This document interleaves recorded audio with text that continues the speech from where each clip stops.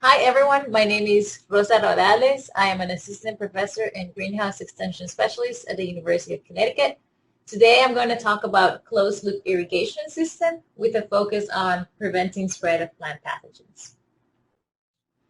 So just so we start all in the same context, we're going to talk a little bit about open versus closed irrigation system first, and then we're going to talk about how to make sure that our closed-loop system works well. So if we look at this system that we have on the screen at the moment, you can see that this is an open system where the drip irrigation line delivers the nutrient solution directly into the container, whatever type of container or media you may have. The solution is delivered directly in there, and then everything that runs out of the container basically runs out into the environment. It infiltrates to the soil, or it may get captured, but it's basically not being reused for the irrigation system. In contrast to that, we have here a system where you can see these drip irrigation lines. They very similar to the one that I just showed you. They drip directly into the root system of the crop.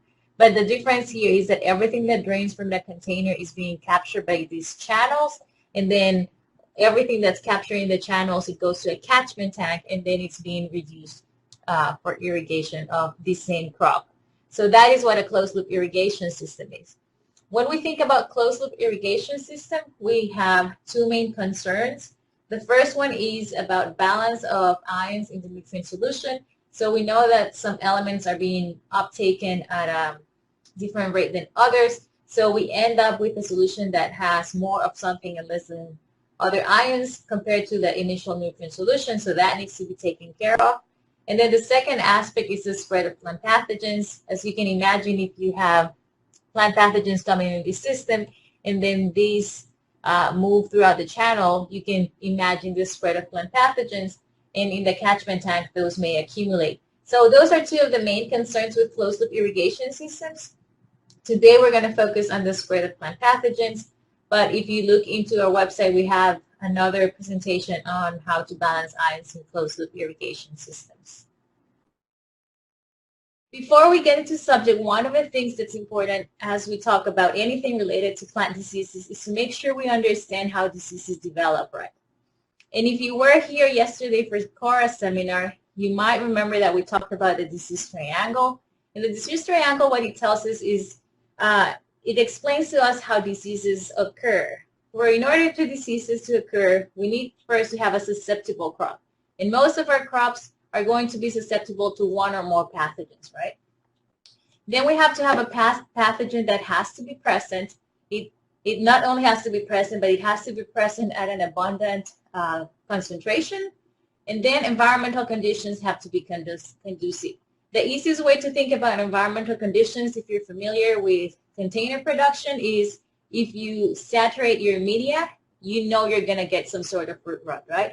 And similarly in hydroponics, where we have either a lot of substrate or very little substrate in most of the solution, there are factors like dissolved oxygen that play a role, high concentration of salts play a role. So it's very important that as we think in greenhouses and how we do things and we're trying to prevent diseases from happening, we keep in mind that those are part of the tools that we have in our toolbox.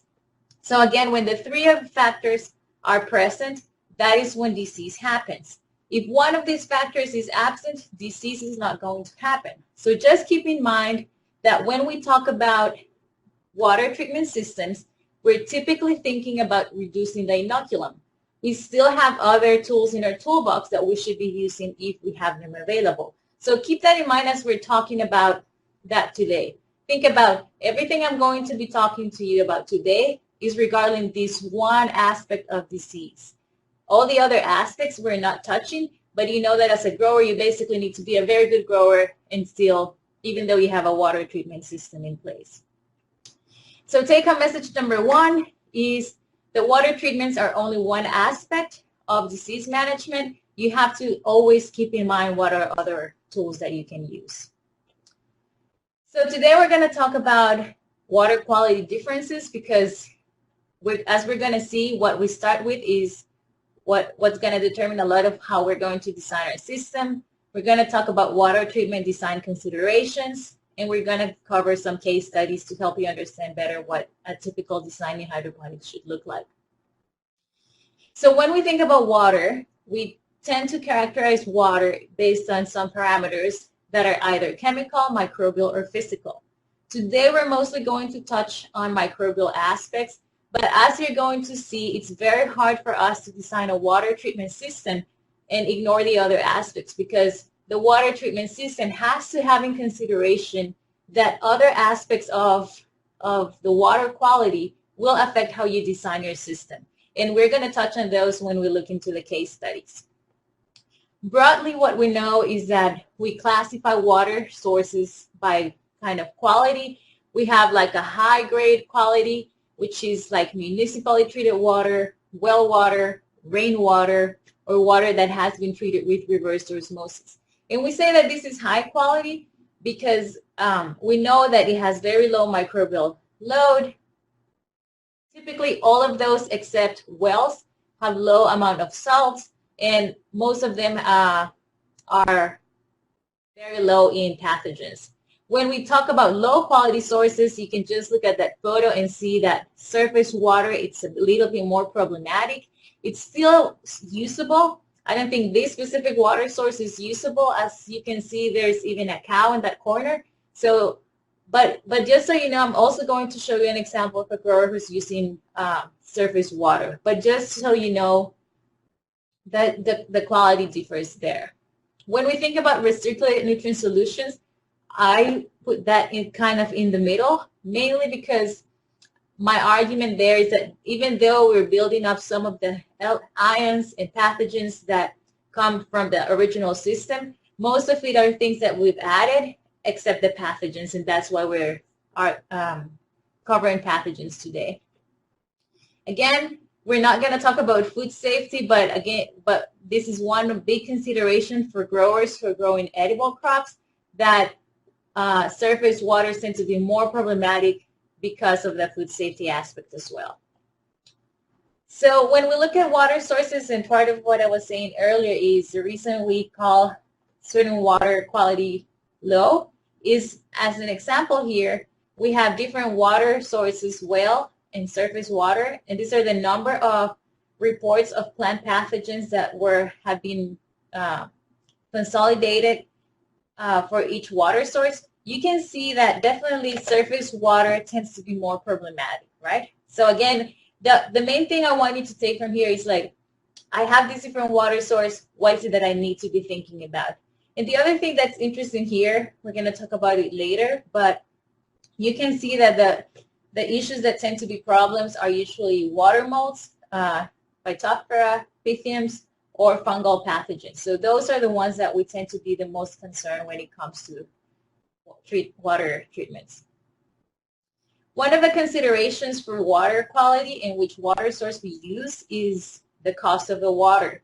This is data that we collected from a few growers, and you can see that the higher the quality of the water, the more expensive it tends to be. Municipal water is one that's almost ready to use, but we're going to talk about some downsides of even this very expensive water for hydroponics. But you can see that there is definitely a trade-off, and the reason I'm showing you these numbers is because as you think about, oh, should I be using pond water, but I need to make this big investment on a water treatment system, you need to start by understanding what is the cost of that water and how much that cost in comparison to the cost of treatment, right? But you can't make that comparison unless you have that number. So make sure that you put those numbers together side to side to make an informed decision about what water source to use and what treatment to use. So high quality water is something that I should be saying in quotation marks, because this is a good example of high quality water that can also cause problems. This is a water source that was used, a hydroponic commercial operation that was using city water, and you can see that they had a lot of problems. One of the things that Cora talked a lot about yesterday was the importance of diagnosing the problem. In this specific case, the grower thought that he had a root disease issue, and he was trying to treat his water with some peroxide-based products. That made the problem even worse. When he sent the samples to the lab, there was no pythium. Of course, he was using seawater, so the assumption there was that he started with something very clean. And then Cora went back, took some samples, and what we learned there is that the water had some chlorine, and that chlorine was enough to cause some damage to his plants. At that time, when we looked into the literature, there wasn't a lot there that could help us understand how much chlorine there can be in the water. The one thing we know is that EPA says that the regulation for drinking water, they can have up to 4 parts per million of free chlorine in the drinking water. So what Cora did is that she applied some chlorine to different buckets in our greenhouse, and you can see that the water that is allowed to be applied in drinking water can harm your crop significantly. So when we say that we start with high quality water, we still need to understand that there are some trade-offs and other parameters that we need to make sure we consider. So the take-home message here is that you need to understand what are the risks, the benefits, and I should add the cost of each water source. And you want to know what's in your water source. You would never drink that water yourself, so make sure you understand that whatever you're giving your crop is something you understand what's coming in and what are the potential risks that you should be thinking of. So now moving on to more technical aspects of the treatment itself, we want to start by understanding what are the common pathogens that we should be thinking of. I would say the number one problem here would be related to those water molds. Water molds are very efficient moving in the water, therefore the name. They can swim, they can actively swim towards the roots, so they are very effective in finding the roots of your crop. You can see that among those we have Pythium, we have Pythium disodicum, which we've found in our greenhouses here in Connecticut. Now we have to learn new names of what used to be called Pythium. Now it is called Globus sporangium, but it's the same organism, they just classify it differently. But those are also problematic and they tend to be found in hydroponic systems. And Phytophthora to a lesser degree, but more important when you're growing vine crops. And the reason these water molds are so efficient in moving the water, they have a growth stage, which are zoospores. Those zoospores have some flagella, and the flagella makes them swim very effectively.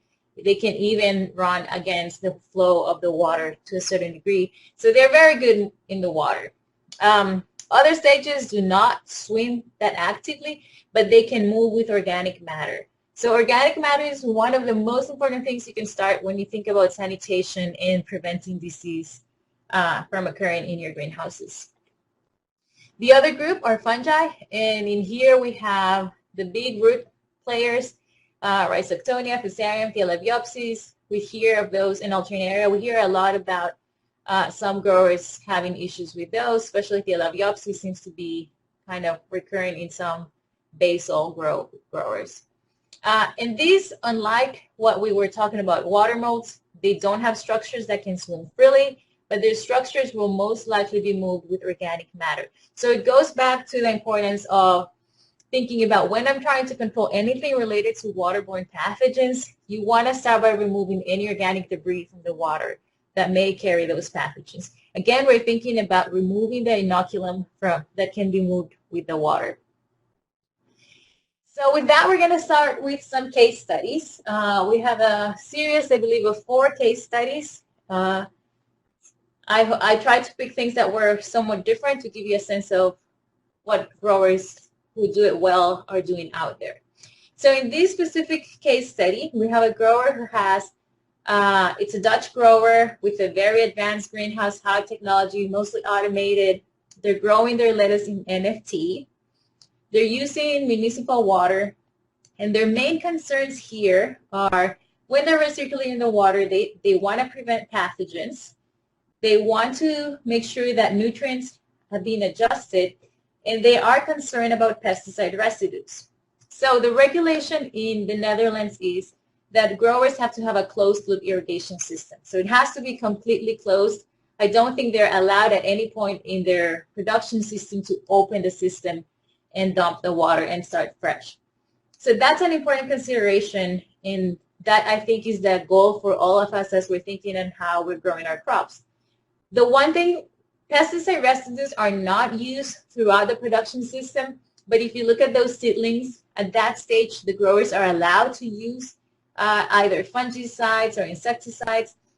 So they only apply pesticides at that stage.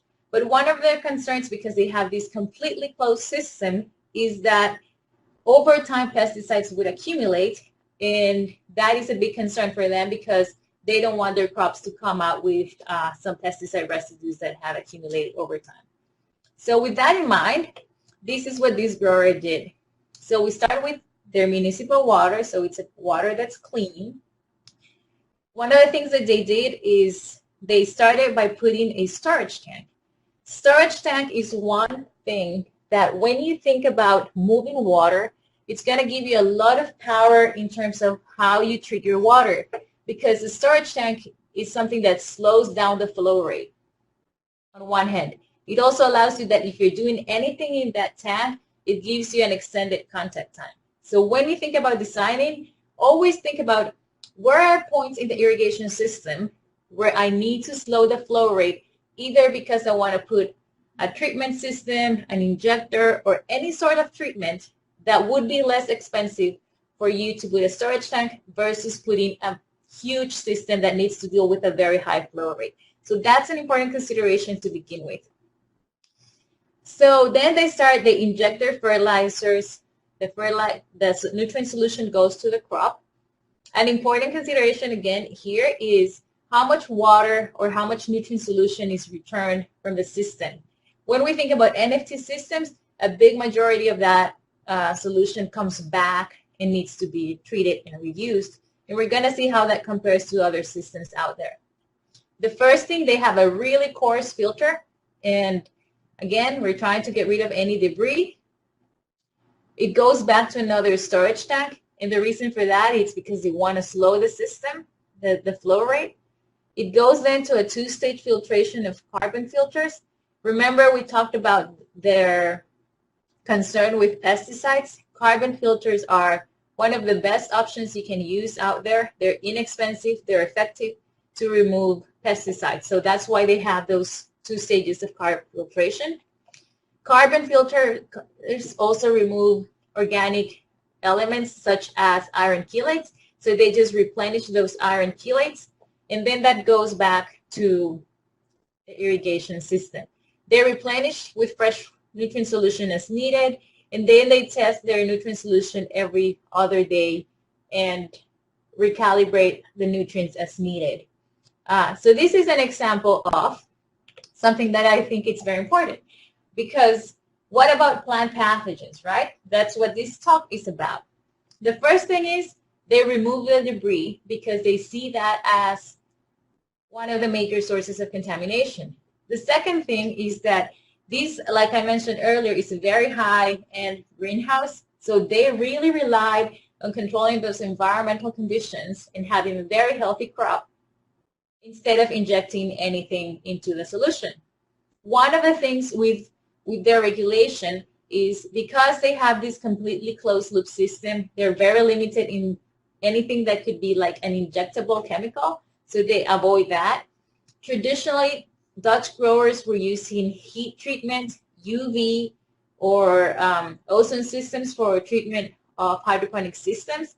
I think UV and heating the water was the standard, but because they are very interested on reducing their energy and carbon footprint, those are not options that are commonly used anymore, and they rely a lot on just controlling environmental conditions.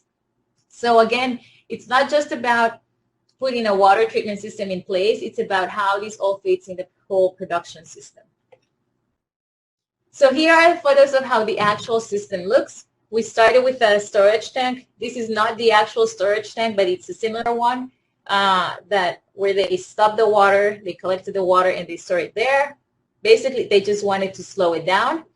Then they prepared the two nutrient solutions. They had the traditional two-tank system. If you were here on Monday, you heard from Chris Curry. If not, go to our website and you're going to find the webinar where he talked about having two separate tanks. So they prepare the nutrient solution here. Then it goes to the crop with those drip lines here. You can see all the greenhouse has the same irrigation system with the NFT channels. When I said coarse filter, they had something really coarse and raw. It wasn't something really elaborate. They were just trying to get remove of that debris. And then this went back to this tank. Again, the purpose of this tank was to just slow the flow rate. And then it went to these 2 stages of carbon filters. The purpose was to remove those pesticides. And then, as you can see, they monitor the pressure of those filters, because that is a good indicator that the filter is working.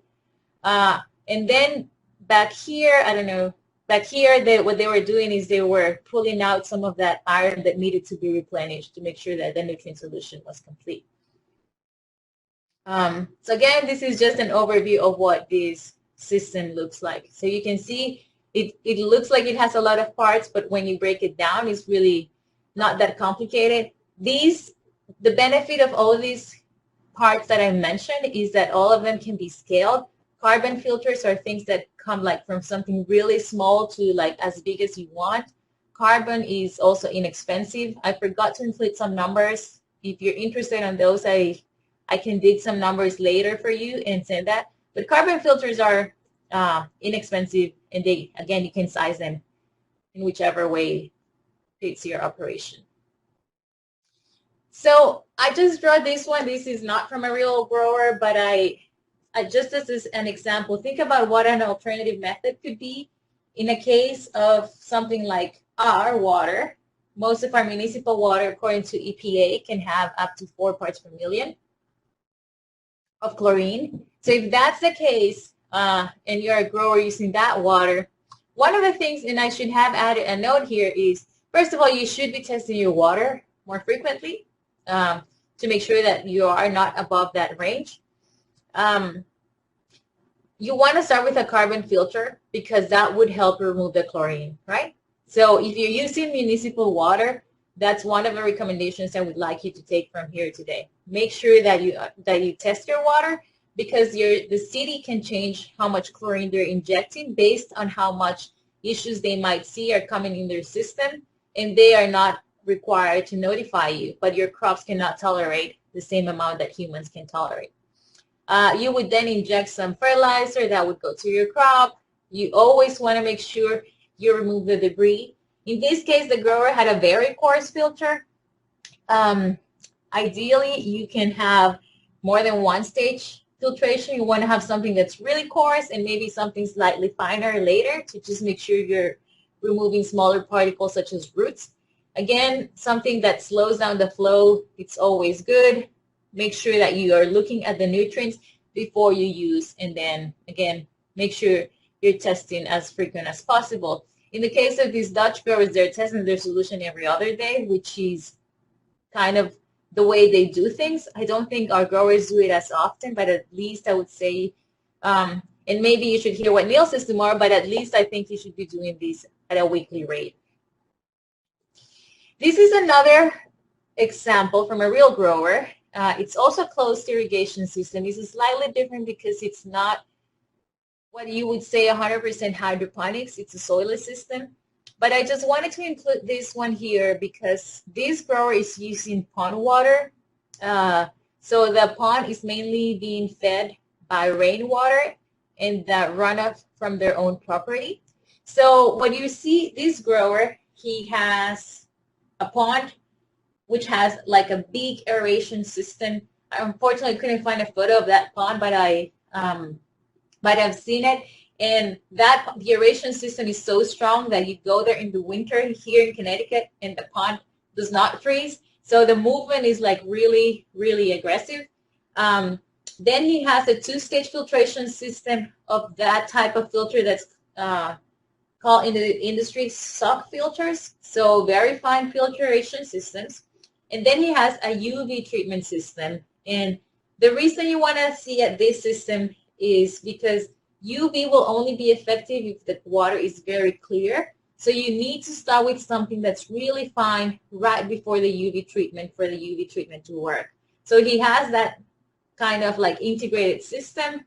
Then he injects fertilizers. He's using an organic fertilizer for this system. And there, I apologize because it did not change the cartoon of the plants, but he wasn't growing necessarily hydroponics. He grows in little containers because he's growing microgreens and baby greens. But basically, the runoff that he gets from his operations, it's almost none. And everything that comes from the greenhouse, from all his greenhouses, gets collected. He has a very coarse filter, and then that goes back to whatever runs off into the pond. So I just wanted to show this example. Again, it's not necessarily hydroponic, but I thought it was a good example in showing you that you can grow edible crops and you can use pond water. You just got to be very efficient in making sure that you design for the actual problems that you have. And unfortunately, I just have one photo of this specific operation, but you can see here, what you're seeing here are these two filters. They're both in line, so water goes from one to the other. And then here you see UV that is also in line. So all the water that enters that greenhouse gets treated with that UV before it touches the crop. So now I'm going to switch to something that is not necessarily food, but I thought this was an interesting example, again, because it looks very different than what we think of as traditional closed irrigation systems in soilless systems. So the example here, it's a Dutch greenhouse. This is a Canadian grower, and he's growing tulips in bare roots. So very similar to what we do when we're growing in systems like NFT or deep water culture. They start with very good water, municipal water. Their main concern, again, is pathogens. They want to make sure that they don't have any pathogens issues. Nutrients are a bit of concern because they also have a regulation in Canada where they can't let their agriculture runoff leave their property. And then they have concerns about organic debris because they have, it's mostly linked to the pathogen side, but they also want to have a very clean crop because of the type of crop that they're selling, right? So here we start with clean water. They have a standard filtration system. They inject their fertilizers. It goes through their sub-irrigation system. Because it's a sub-irrigation system, the amount of water that returns is very high. So this would be probably the equivalent of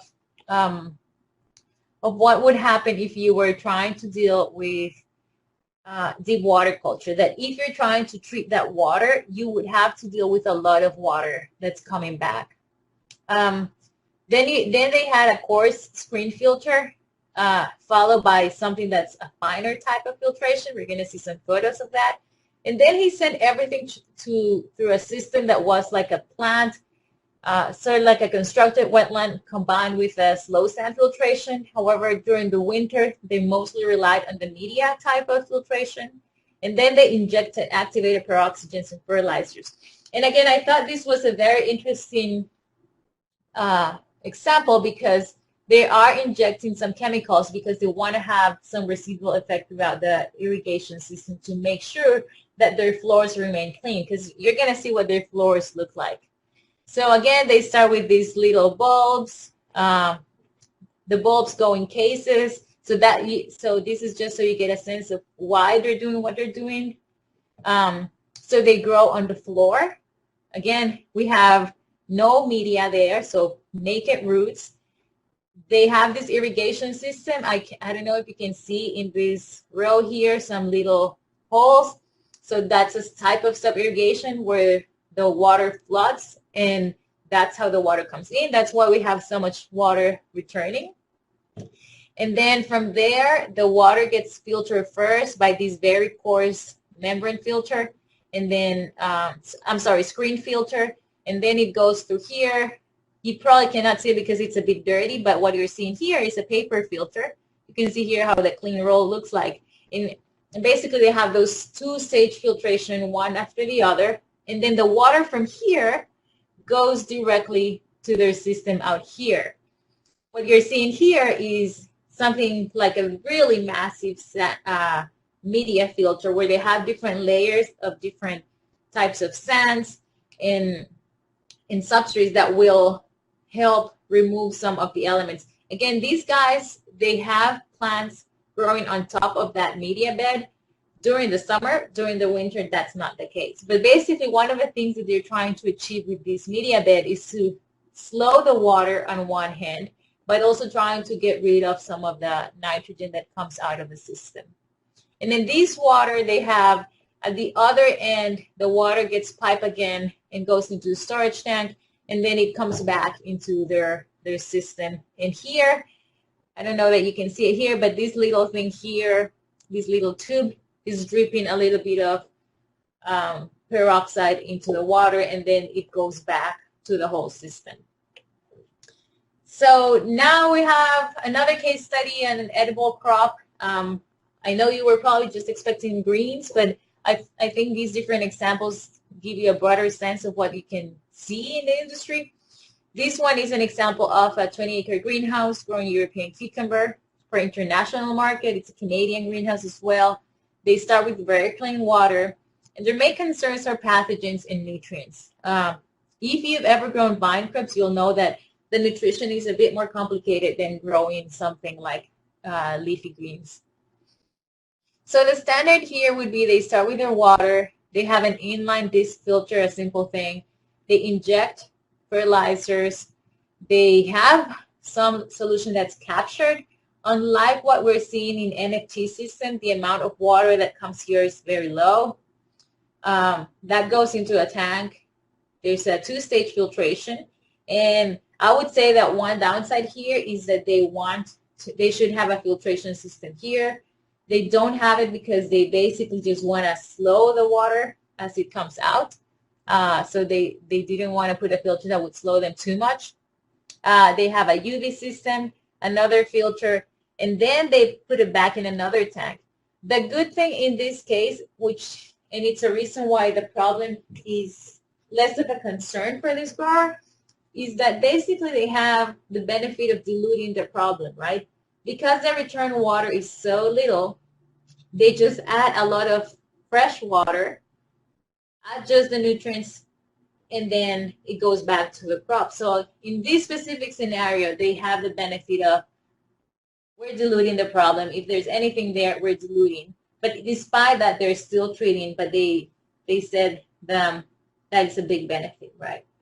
Again, this is how it looks like. You can see the storage tank. You can see the different stages of filtration that they had in line. This is a different type of paper filter. I believe they all have a different pore size. And then up here, you can see some of their system, and this is the UV treatment system. Again, they have massive storage tanks, and then they have a very sophisticated way to adjust the nutrients because, like I said, fruit crops tend to be a little bit more complicated. So the bottom line, as you see all these examples, the first thing you want to think about, regardless of what type of production system you have, is that you really, really, really, no exception, want to start by removing organic debris. We saw in that first example where we had that grower, he had a magnificent crop. They were mostly dealing with pathogens by removing the debris and then taking a good control on the environmental conditions. So if you can't do anything other than removing the debris, you're in very good shape to begin with, right? The second thing is we talked about those waterborne pathogens. And one of the things I want you to understand is that these pathogens are pretty tiny, right? So we're talking about 7 microns for zoospores, Phytophthora, and Pythium, they can be between 7 and 10 microns, so that's mega tiny. Most filters that we see in the industry are about 200 microns. So you want to make sure that you understand that most filtration systems are unable to remove those pathogens. Therefore, the importance of removing debris. But for those structures that are smaller, I don't think you want to focus on trying to remove them because it's very expensive to do it. And the reason that we talk about integrated crop management is because it's very difficult to remove everything that's in there because many things are too tiny. And some of them, and for that reason, for some of them, we rely on some water treatments to kill those pathogens because we can physically remove them because it's too expensive to do so. Here is a list of different water treatments in the residual activity.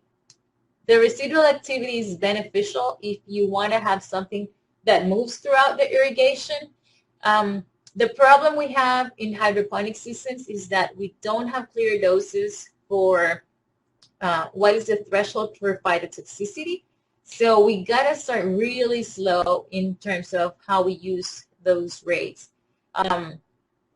We want to think about that phytotoxicity risk. And the other consideration as we're developing new technologies is to think about energy consumption. Again, Europeans are staying away from what they traditionally use because they're trying to avoid having a high carbon footprint on their crops. So technologies like heat and ozone are technologies that they are staying away from that were more of their standards before, mostly because of the energy consumption. Both technologies work really well, but they are very energy intensive. So just to finish up here, we have some key points in irrigation design. So the number one is you want to design with water source and target problem in mind. So we started by talking about the different water sources. Make sure that if you're going to start a new business, you understand what are the risks that are associated with that water. If you're already in the business, but you think, you know, I never tested my water, that's the one thing where you want to start. You want to start by thinking, what are potential problems and what should I be testing for? And from there, you can go and try to design what type of treatment you want to implement. So again, match the technology to the problem. Because one of the things that you can make as a mistake is see that a technology works in your neighbor's operation, but that might not be what you need if your system is very different. Again, this is one that has no exception. Regardless of what you have in your system, you want to make sure that you filter first and sanitize second. And like I said earlier, if you don't have a system where you can sanitize, you really at least have to filter. Program a monitoring and maintenance schedule as part of the design. We didn't cover that because it's going to depend a lot on which type of treatment you're looking at, but you always want to make sure that if you're injecting, especially when you're injecting a product, if the product, there is a risk of phytotoxicity, you don't want to overdo it. You also don't want to underdo it because if you underdo it, then you're just wasting your money and you're not achieving treatment. So just make sure that you're applying the right treatment. Make sure that your filter is actually, so if you have those paper filters, make sure the roll's rolling, right? So small things like that will make a big difference. The other thing is, and I should have removed this because it's something that applies to ornamental growers but doesn't apply very much to hydroponic growers or vegetable growers. It's to shunt the system between crop cycles.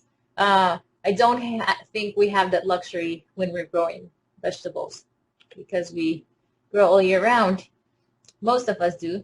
Then water treatments are only going to target the pathogens in the irrigation system, right? They're not dealing with what's going on in the roots. They are not going to be the cure at all. So make sure you just keep in mind that we're only targeting one aspect of the irrigation systems here. And then implement a systems approach to prevent other sources of contamination and conducive conditions. I think if there's something you want to take from here is, again, filter, remove those sources of contamination, and make sure you're a good grower. The water treatment's not going to improve the quality of your crop. Only other growing conditions can do that. So with that, I'll leave it here.